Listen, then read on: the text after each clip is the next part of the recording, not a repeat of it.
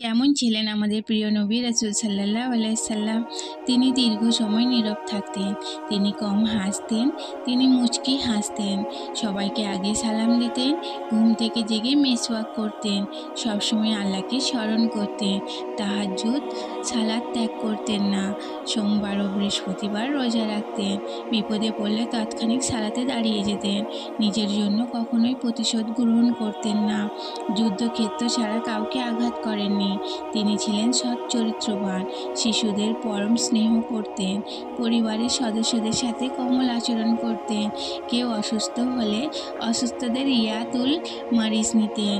তিনি ছিলেন অধিক সত্যবাদী, মিথ্যাকে সর্বাধিক ঘৃণা করতেন, উপহার হাদিয়া গ্রহণ করতেন, অধিক পরিমাণ সদকা দান করতেন।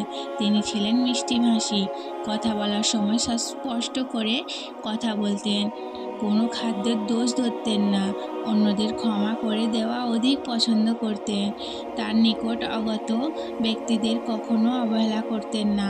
তিনি ছিলেন সর্বাধিক পবিত্র ও পরিচ্ছন্ন মনের অধিকারী ব্যক্তিত্ব।